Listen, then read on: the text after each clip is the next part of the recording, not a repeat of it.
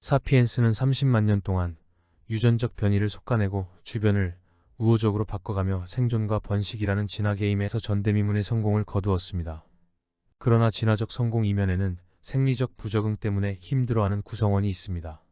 고혈압의 기인한 뇌졸중과 심혈관 질환은 현대인의 사망 원인 중 최상위권을 차지하고 있습니다.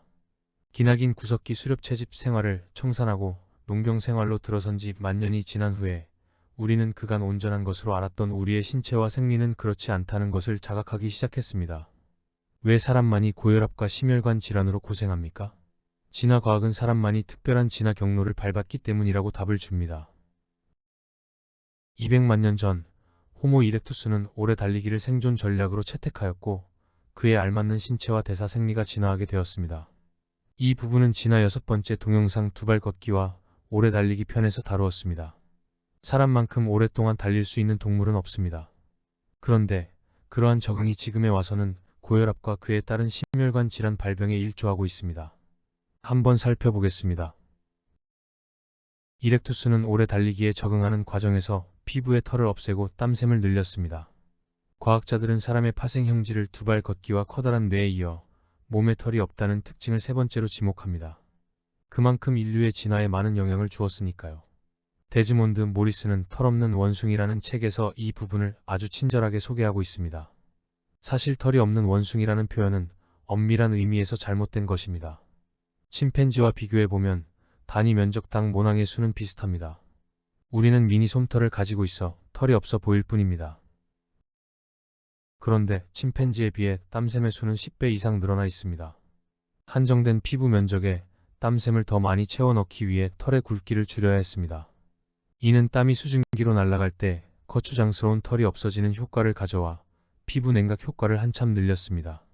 최근 발표된 유전체 분석 증거는 땀샘의 증가가 집중적인 자연선택의 대상이었음을 보여줍니다. 이렉투스는 우리에게 지구력을 담보하는 초강력 냉각 장치를 물려주었습니다. 이렉투스는 달릴 때 체온이 위험 수준까지 오르는 것을 방지하기 위해 땀을 많이 흘리는 전략을 선택함으로써 그렇게 했습니다. 이는 어느 포유 동물에서 발견할 수 없는 독특한 전략으로 지구력에 있어서 사피엔스를 육상 포유 동물 최강의 위치로 올려놓았습니다. 그렇지만 반대급부로 수분 손실 위험을 감수해야 했습니다. 이렉투스는 수분과 소금 손실 위험을 무릅썼습니다. 우리는 200만에서 500만 개의 땀샘을 가지고 있으며 덥거나 춥거나 가리지 않고 하루 평균 2리터의 땀을 배출합니다. 그런데 열대지방 수렵 채집인은 하루가 아니라 시간당 2리터 정도의 땀을 흘립니다. 이는 소금, 즉 나트륨 이온의 유출을 필연적으로 가져와 체액의 항상성이 무너집니다. 160만 년 전 이렉투스도 그랬습니다.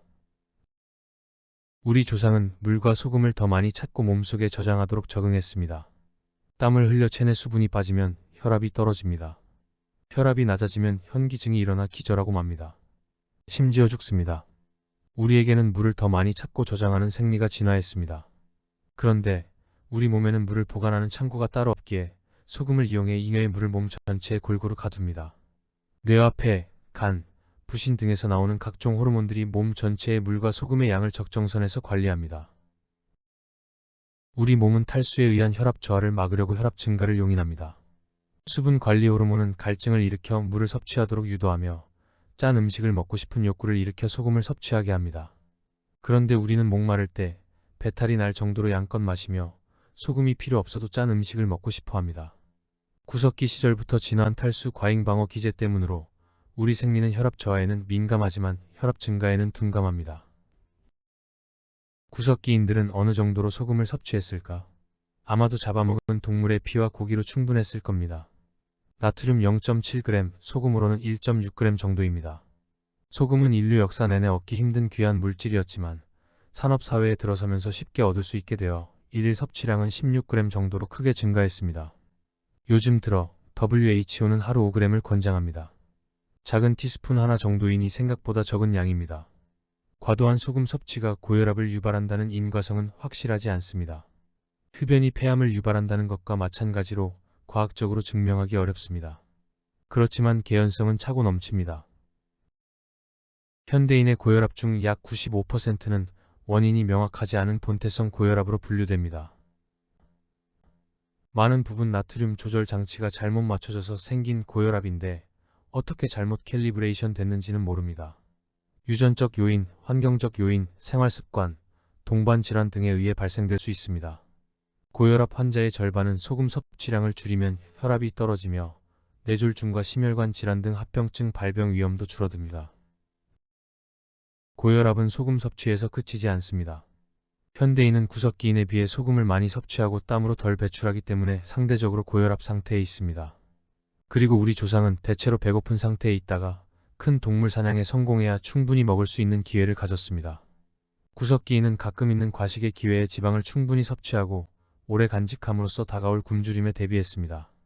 자연 선택은 지방 보유 능력이 높은 사람을 선호했습니다. 음식에서 흡수한 지방을 간에서 말초혈관으로 실어 옮기는 운반체들이 있습니다.